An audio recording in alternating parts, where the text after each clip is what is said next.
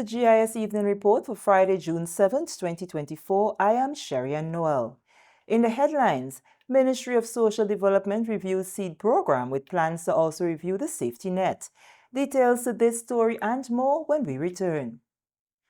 This June marks government's second year in office. Let's reflect together in a series of town hall meetings, discussing and planning for the next year and beyond. St. Patrick, we're coming your way first this Monday, June 10th at MacDonald College from 7 p.m.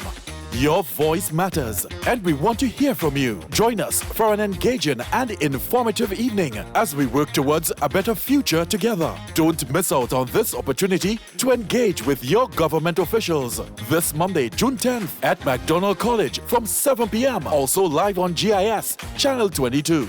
Together, we can work towards a brighter future. See you there. Welcome back. 234 Grenadians were recently considered to be in better positions and were exited from the Ministry of Social Development Support for Education, Empowerment and Development SEED program. That's according to Social and Community Development Minister, Senator the Honorable Gloria Thomas. During a meeting of the Senate this week, Minister Thomas explained that the decision to remove the beneficiaries was made after the assessment and reform to increase the amount of assistance per household. There are currently 7,915 beneficiaries under the SEED program. The reform targeted beneficiaries on the SEED program who receive an increase of $200 to a maximum of $700 per household who fell under the following criteria. Persons who are 65 years and over, the disabled, the mentally ill, who are in dire need of assistance. My ministry added 73 households for the year 2024 so far. Minister Thomas said the ministry's safety net program will also be reviewed following an increase in the number of applications. Most noticeable was an increase in the number of people seeking rent assistance. Also to note is that many of these applicants are young, female, single-parent households within the age range 25 to 40 years. The division plans to conduct a review of the criteria for the safety net program as soon as possible to make it more objective. Moving along, leader of government business in the Senate, Senator Adrian Thomas, says the time has come for Grenada to move away from the archaic ways of doing business for the long-term development of the economy. He made the statement in relation to the recording of court proceedings, Bill 2024, which seeks to provide for the recording and transcribing of court proceedings and related matters. It was passed in the Senate this week. We are still witnessing from the magistrate courts to the High Court to the Supreme Court, where the laborious and tedious process of handwriting information, handwriting evidence, handwriting presentations, people have to go through.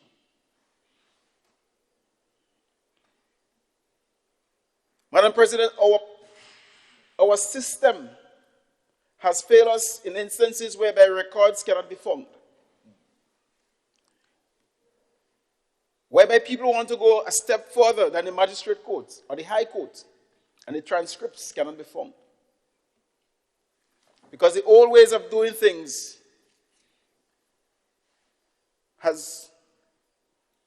failed us significantly, to the extent whereby cases have to be dismissed because evidence cannot be found. Because it was filed on some paper with some handwriting many, many years ago, placed in some cupboards, where maybe the keys cannot be found. Minister Thomas said other countries in the region have already modernized the process and are now reaping the benefits. Government remains committed to initiate the changes necessary to bring the judicial system on par with other countries. That is prepared to modernize our system of keeping records and taking records in the courts. Madam President, when we came into office, we started off on a footing of transformation. Madam President, we embarked on the whole question of digitalizing our systems. Madam President, where do we store our information? No longer to worry about the cupboards and the shelves.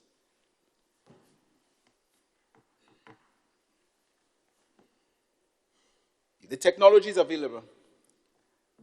There are no reasons why we ought not to utilize it. Senator Salim Rahman and Andrew Lewis supported the bill. I think it is long, long overdue, and I commend this government for doing this. I just want them to note that it is more difficult to get rid of a piece of paper than it is to get rid of data. Right? So be mindful and have backups, right? Be mindful and have backups so that in the event that there is tampering, in the same way that you can tamper with paper, you can also tamper with digital records. So a word to the wise. And then also, I would like to see further to this, that this extends to the police department in taking statements from the public.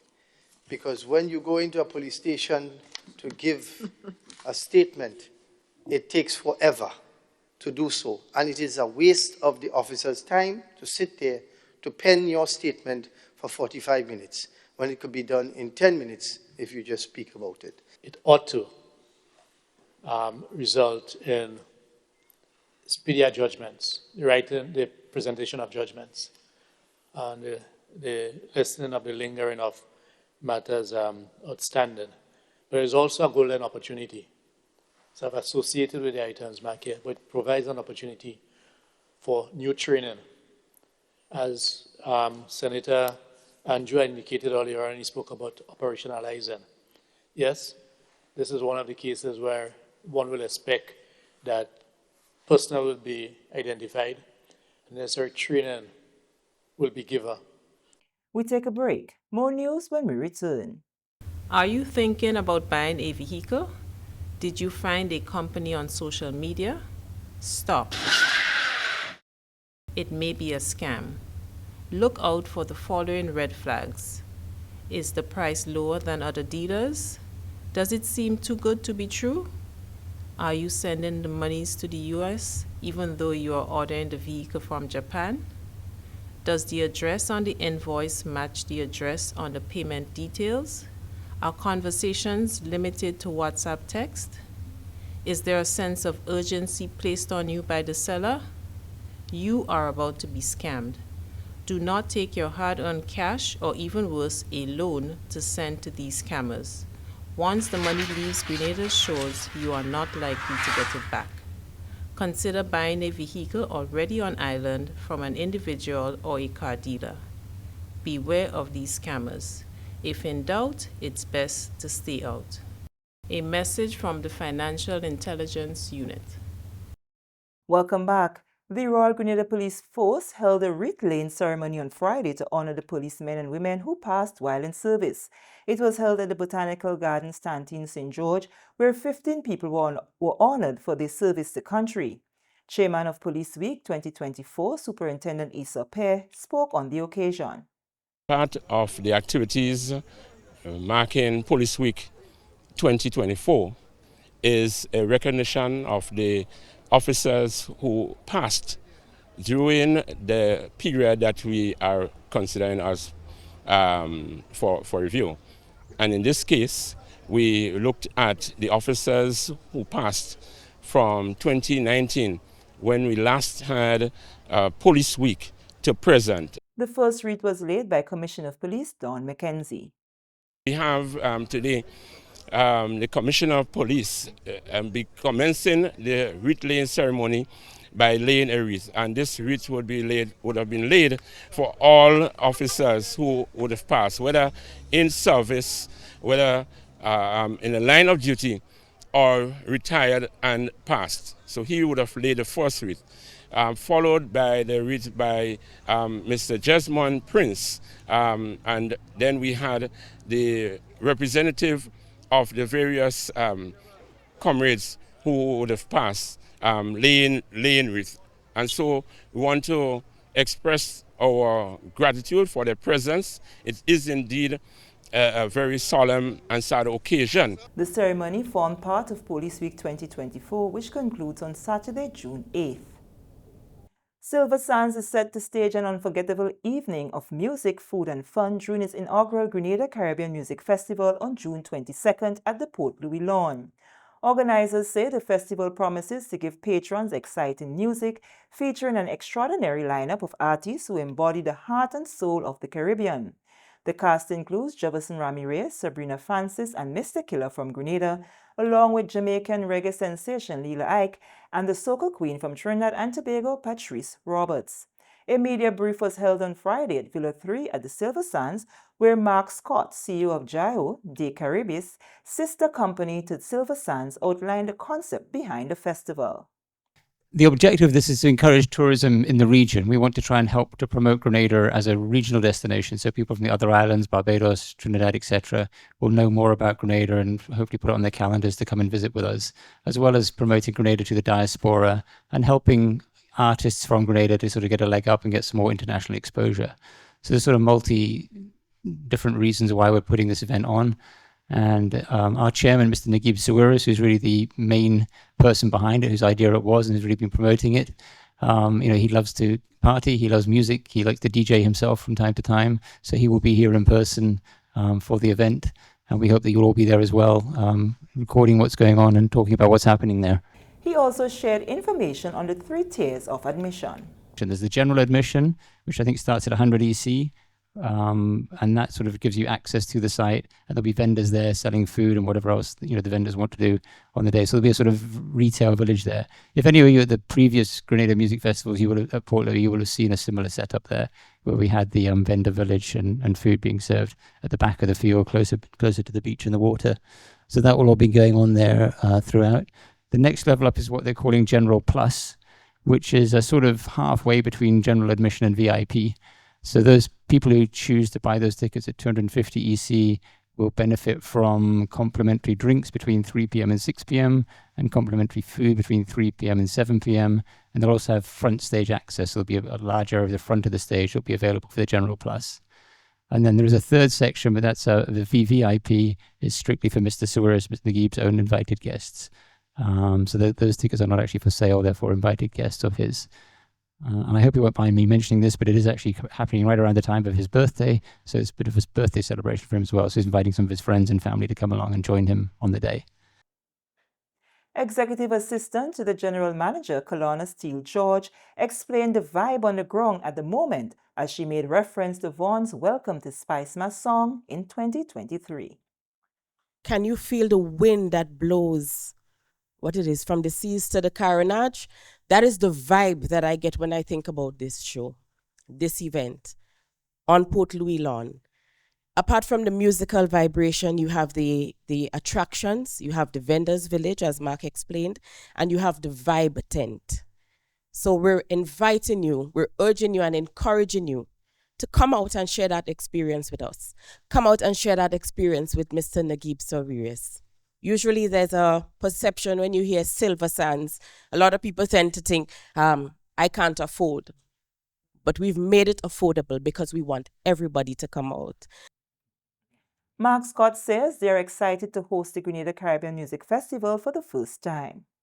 This is the first one, and we want to test the water and see how it goes. See what the public's reaction is, see what people enjoy, what they prefer to change for next time. And certainly, we'd like to see it grow as it did before. I think we had 3 music festivals at Port Louis in the past, and certainly each year they got bigger and bigger. One of them we took round to each of the different parishes and had events in each parish, I think by the 3rd year. So yeah, we see this as being the first one and growing from here. But it's a modest start. The understanding is that there'll be DJs playing from 3 o'clock to sort of get the party started until the live acts come on. And then between each act, so that there's not sort of dead space between the acts, because they have to change the stage around, change equipment between acts. There'll be DJs playing between the acts as well. The organizers hope to make this an annual event that will increase tourist numbers on the island. We take another break. More news when we return. Climate change is real, bringing hotter days and less rain. Less rain means less water, so it is crucial for all of us to conserve water at home.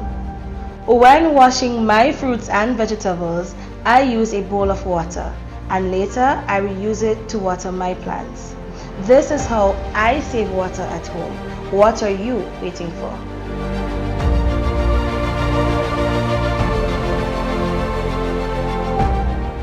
Welcome back. Parliamentary Representative for St. Andrew Northwest, Honorable Delma Thomas, is honoring teachers in her constituency in a commemoration of Teachers Month. She paid a visit to schools in Bylands as well as St. Mary's and recently visited the Parklet Government School. Teachers Month is being celebrated this month under the theme, Building a Strong Trade Union Movement and Nation Through the Power of Solidarity and Education. A special token was given to the principal and teachers of the school for their dedication towards the development of the country's education system. MP Thomas also paid homage to one of the teachers who passed away suddenly. So, as the parliamentary representative for the area, I decided that we will give token of appreciation to the teachers within the constituency. As we celebrate Teachers Month, the teachers of the Parklet Government School is in mourning. You are mourning the loss of a teacher just last week. So just a little over 1 week ago, I was here with you in real sadness. And so today, we pay homage to that teacher. The parliamentary representative congratulated the principal and staff at the Parklet Government School for celebrating those among them. She said that others should follow suit. Weeks before today, he was among the ranks of the school. Strong, no sign of sickness, and so that speaks to the fragility of life. And it also means, or brings into sharp focus, that we ought to celebrate our successes every day. So now we can talk about him in his absence. So it is important that we celebrate every day when they are alive. And so I want to applaud the principal and staff of Partygrenada Government School, because when it comes to celebrating successes, you are number one. You celebrate every success within your school's life, teacher's life, students' life. And so I want to commend you, but I'm speaking to the wider Grenada, that across Grenada, not only teachers, but we should celebrate the successes of our people across the Tri-Island state. Grenada takes on Costa Rica at home on June 9th at the Kirani James Athletic Stadium in their second game of the 2026 CONCACAF World Cup qualifiers. Game 2 comes mere days after the Spice Boys had an impressive performance against Trinidad and Tobago on Wednesday, June 5th, one that ended in a 2-all draw. Head coach of the Spice Boys is Charlie Joseph, a former national footballer who also played for New England Revolution and previously coached the national football team in 2018. During an interview with the GIS on Friday, Coach Joseph said he was indeed pleased with the performance of the team, notwithstanding the fact he has only been with them for the last 5 weeks. And then being able to put the local players again with the overseas players, we were able to gel and mesh and put together a great effort in Trinidad. Still think we have a long way to go. I still think we have a very far way to go in terms of trying to find all our players, not just in Grenada, but overseas as well. But the guys did well against Trinidad. We put out a great effort. We were able to go up 2-0 almost in the first half. We gave away one late in the first half, but the effort was there, the commitment to get better as a team, and we were able to get a 2-2 result, even though we felt we were the better team, and even though we felt we were the more aggressive team, we were able to score early goals. Hopefully, we didn't get the 3 points we want. We left some points on the table, but overall, we thought it was a great performance, not just from myself, but the staff in particular. Everyone really pulled together and helped us get a great point on the road for our first game in the World Cup qualifiers. Joseph says his priority remains creating opportunities for the talented local players on the island. We haven't been able, and when I say we, the Grenada Football Association, we haven't been able to not just give the players what they need, but we haven't been able to get the results on the field. And I think as a senior men's national team, it's about results. It's not about It's not about developing players. It's not about progressing players through the system. It's about getting results. And the last 5 years, the last three in particular, we haven't won a game. And all we do, we tie a game in the last 3 years and lost pretty much like 10 to 12 games, I think, if you really check back to our record. So for me, putting together a group like this, I knew I wanted to have local players. I thought it was very important that we have local players, not just local overseas players. When I say local overseas, I mean like Trinidad guys like in Honduras, like Jason and Jamal Ray Charles and Sejal. Those are local overseas in terms of the Caribbean. But I thought it was important that we get guys from England, we get guys from Holland, and more importantly, we get guys who are playing in the Premier League in GFA. Yeah, I think it's important that those guys understand that as a coach, you're playing for something. As players, you're playing for something too. That you're getting an opportunity to represent your country. It's not just going to be overseas players that's going to be on the national team. And that was the one decision when I came in here that I told Marlon that if I find local players, I don't need to bring in 19 to 18 overseas players from abroad. I can find talent here in Grenada. I can discover talent and give them the opportunity. And we were able to do that. We were able to find great kids. We got 12, 13 guys exactly who are playing in the GFA right now on the current national team. And that speaks a lot for the guys here who are playing week in, week out. Looking ahead to Sunday's game, he says the strategy will have to be adjusted as the encounter against Costa Rica will be a more challenging one to execute in comparison with the Trinidad encounter. We studied them for a while now, and then we watched them play last night, and we know how good they are, not just individually, but as a collective. And that team has been playing together for 2 to 3 years now in the same system with the same set of players. Their roster hasn't really changed in the last couple of years, so it's going to be very challenging. For us, we just have to be ready to go. Saying that Wednesday is a little bit difficult in terms of Trinidad. We know we were close in terms of potential, in terms of ability, and in terms of team versus team. We know it's Trinidad, whereas Costa Rica is a different animal. They play some of the best teams. They play teams in Europe like France and England. They play those guys in international breaks. So we know we have our work cut out for us, but we're going to embrace the challenge and be ready to play them. Joseph encourages fans to give the team the necessary support and encouragement for Sunday's game. Kickoff time is 5 p.m. And with that, so we come to the end of the GIS Evening Report for Friday, June 7th, 2024. On behalf of the entire news and production team, I am Sharianne Noel, thanking you for viewing.